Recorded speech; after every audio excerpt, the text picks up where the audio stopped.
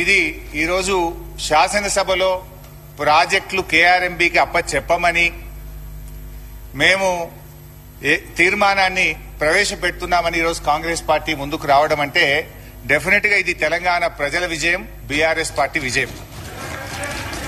మేము రేపు నల్లగొండలో సభ పెట్టినాం గనక ఇవాళ ముందు రోజే సభలో తీర్మానం పెట్టి వాళ్ళు చేసిన తప్పులను సవరించుకున్నందుకు ఒక నిమిషం వారు గౌరవ శాసనసభ్యులు నల్గొండకు వచ్చే ముందు కాబట్టి చెప్తున్నా అధ్యక్ష, నేను జగన్మోహన్ రెడ్డి గారు స్టేట్మెంట్ ఇచ్చిన తర్వాత జగన్మోహన్ రెడ్డి గారు అసెంబ్లీలో కేసీఆర్ ఒక అడుగు ముందుకేసి రాయలసీమ, ప్రకాశం, కృష్ణా, గుంటూరు అని చెప్పిన తర్వాత ఇంకా మీవేవో తప్పు చేసాం. జగన్మోహన్ రెడ్డి చెప్పిండు, గౌరవ ముఖ్యమంత్రి గారు చెప్పిండు. మీకు ఒకటే చెప్తా అధ్యక్ష, మా గౌరవ మంత్రివారి ఉత్తమ్ కుమార్ రెడ్డి చెప్పాను, మీకు ఏమన్నా నల్గొండ రాదు కదా, నల్గొండ రావాలంటే మన 60 రోజుల కింద ఎన్నికలు 60 రోజుల కింద జరిగిన అధ్యక్ష. ఎంత అధ్యక్ష, ఎక్కడ కూడా బొటాబొటి డిపాజిట్ తెచ్చినాక 11 సీట్లల్లో ప్రజలు చెప్పుతో కొట్టినట్టు ఒక్కొక్క ఎమ్మెల్యే 60-70 వేలతో గెలిచినంటే నల్గొండ జిల్లాని మోసం చేసిండు. నల్గొండ జిల్లాని మోసం చేసింది కాబట్టి ఆ విధమైన రిజల్ట్ ఇచ్చాను. ఇవాళ అధ్యక్ష, ఆ రోజు మా జిల్లాకు చెందిన మంత్రి ఉన్నట్టు దగ్గర 10 ఏళ్ళు ఇవాళ సభలో లేడు. ఇవాళ సభలో లేడంటే ముఖం లేక జగదీష్ రెడ్డి గారి గౌరవ శాసనప్పుడు ముఖంలో లేడు. ఎందుకంటే కేసీఆర్, హరీష్ రావు, జగదీష్ రెడ్డి కలిసి మా జిల్లాని నాశనం చేసిండు. దక్షిణ తెలంగాణ నాశనం చేసి ఇవాళ మంచినీళ్ళు లేక అధ్యక్ష ట్యాంకర్లతోని ఇవాళ మళ్ళా ఫ్లోరైడ్ నీళ్ళు తీసుకొచ్చే అధ్యక్ష మాది 2004లో కాంగ్రెస్ ప్రభుత్వం వచ్చినప్పుడు సాగర్కి వెళ్ళి తీసుకొచ్చి కృష్ణా వాటర్ తాగిన వాళ్ళు ఇవాళ వీళ్ళ పుణ్యమా అని వ్యవసాయం మర్చిపోండి, తాగటానికి నీళ్ళు లేక ఫ్లోరైడ్ నీళ్ళు అధ్యక్ష. అందుకనే క్షమాపణ చెప్పాలి. ఇదే కేసీఆర్ గారు బయలుదేరే ముందు ముక్కు నేలకు రాసి నల్గొండ జిల్లా ఎంటర్ చేయాలని చెప్పి అదే మరొకసారి చెప్తున్నా. మీరు జగన్మోహన్ రెడ్డి గారు స్టేట్మెంట్ తీసిన తర్వాత మీ తలకాయ ఎడబెట్టుకుంటారు. జగన్మోహన్ రెడ్డి గారు స్టేట్మెంట్ ఇల్లే, జగన్మోహన్ రెడ్డి స్టేట్మెంట్ ఇల్లదా మినిస్టర్ గారు? మధ్య అధ్యక్ష మా పల్లా రాజరెడ్డి గారు ఒకసారి అధ్యక్ష, పల్లా రాజరెడ్డి గారు గౌరవ శాసనసభ్యులు క్షమాపణ కాదు, తల తిరిగి నల్గొండ జిల్లా ప్రజలు నల్గొండ జిల్లా పెట్టే కాలు పెట్టి అర్హత కూడా లేదని చెప్పి కేసీఆర్ గారికి మరొకసారి హెచ్చరిక చేస్తున్నాం. హరీష్ రావు గారు ప్లీజ్. సార్ ఇప్పుడు స్పీకర్ సార్, రాహుల్ గాంధీని కూడా అమేథీలో చెప్పుతో కొట్టినట్టే మరి. ఎందుకంటే ఇవాళ కోమటిరెడ్డి వెంకటరెడ్డి గారు హరీష్ రావు గారు ప్లీజ్. సార్ ఒక రిక్వెస్ట్, స్పీకర్ గారితో నా రిక్వెస్ట్ ఏంటంటే కోమటిరెడ్డి వెంకటరెడ్డి గారు మాట్లాడినటువంటి వ్యాఖ్యలు ఆయన విత్డ్రా చేసుకోవాలి, బేషరతుగా క్షమాపణ చెప్పాలి, లేదంటే మీరైనా దాన్ని సభ యొక్క రికార్డు నుంచి తొలగించాలి. అప్పటిదాకా నేను మాట్లాడడం సార్. ఇప్పుడు ఒక రాష్ట్రాన్ని సాధించిన కేసీఆర్ ను 10 ఏళ్ల ముఖ్యమంత్రి గారిని పట్టుకొని అటువంటి భాష మాట్లాడడం తగదు.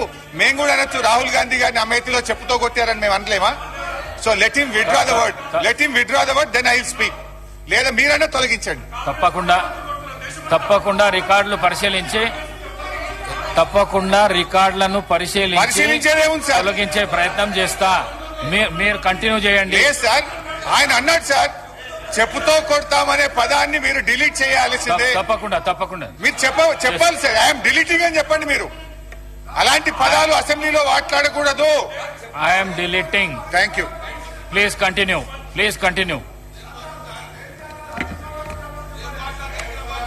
అధ్యక్ష ప్లీజ్ ఒక్క రిక్వెస్ట్ అధ్యక్ష, నేను 1 నిమిషం మాట్లాడితే 5 నిమిషాలు వారికి ఛాన్స్ ఇచ్చారు. నేను దయచేసి నేను మాట్లాడిన తర్వాత వాళ్ళు ఎంతసేపు మాట్లాడినా నేను వినడానికి సిద్ధంగా ఉన్నా. కైండ్లీ మమ్మల్ని డిస్టర్బ్ చేయొద్దు. ఉత్తమన్న మాట్లాడితే 1.5 సేపు విన్నాము. దయచేసి వాళ్ళని కూడా వినమనండి ఓపిక. అధ్యక్ష, ఇవాళ ప్రాజెక్టుల విషయంలో ఉత్తమ్ కుమార్ రెడ్డి గారు, కాంగ్రెస్ పార్టీ నాయకులు ఎన్ని మాటలు చెప్పినా సారాంశం అయితే ఒక్కటే అధ్యక్ష, 10 ఏళ్ల కేసీఆర్ పాలనలో ప్రాజెక్టులు అప్పగించలేదు. మీరు రాగానే అప్పచెప్పడానికి అన్ని సంతకాలు పెట్టొచ్చిండ్రు. ఇది మీరు ఎంత లొల్లి పెట్టినా ఎంత అరిచినా ఇది దాగని సత్యం. నేను ఆధారాలతో సహా ఇప్పుడు నేను సభ ముందు మీ ద్వారా ఉంచబోతా ఉన్నా. ఒకటి సరే, ఒకటైతే సంతోషం, అట్లీస్ట్ ఇలా మేము గొంతెత్తి నల్లగొండలో సభ పెట్టినందుకు ప్రభుత్వం స్పందించి మేము ప్రాజెక్టులు అప్పచెప్పబోము అని ఒక తీర్మానం చేయడం అనేటువంటిది మేము దానికి సంతోషం వ్యక్తం చేస్తున్నాం. అయితే తీర్మానం గురించి మాట్లాడేందుకు ముందు అందులో ఒక 2-3 అంశాలు తీర్మానంలో మాకు సీరియస్ అబ్జెక్షన్స్ ఉన్నాయి. అదర్వైజ్ ప్రాజెక్టులు అప్పచెప్పబోము అనేటువంటి దాన్ని మాత్రం మేము స్వాగతిస్తున్నాం. అయితే అధ్యక్ష, తొందరపడుకుంది. ఇవాళ ఆంధ్రజ్యోతి ఎడిటింగ్ చూసినావు కదా పొద్దుగాల, ఎవరిది ఆంధ్రజ్యోతి పొద్దుగాల ఎడిటింగ్ వచ్చింది చూసినావు అయ్యాల? హరీష్ రావు గారు. సో అధ్యక్ష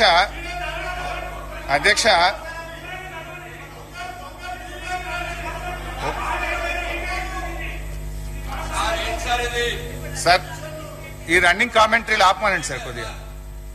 అధ్యక్ష, ఈరోజు కృష్ణా నది ప్రాజెక్టులపై వాస్తవాలు అనే పుస్తకాన్ని ప్రభుత్వం సభ ముందు పెట్టింది. దీన్ని వాస్తవాలు అనేదానికంటే అవాస్తవాలు అని పేరు పెడితే కరెక్ట్ గా ఉండేదేమో. ఎందుకంటే అధ్యక్ష, ఆ వాస్తవాలు ఏందో నేను వివరిస్తా అధ్యక్ష. ఇప్పుడు వాస్తవాలు ఏందో నేను మీ ద్వారా ప్రభుత్వం ముందు, ఈ సభ ముందు, ఈ రాష్ట్ర ప్రజల ముందు పెడతాను అధ్యక్ష. పేజ్ నెంబర్ 1 లో ఈ పుస్తకంలో కేంద్ర జలశక్తి అధ్యక్షతన 6-10-2020 జరిగిన 2వ అపెక్స్ కమిటీ సమావేశం జరిగింది. ఈ సమావేశంలో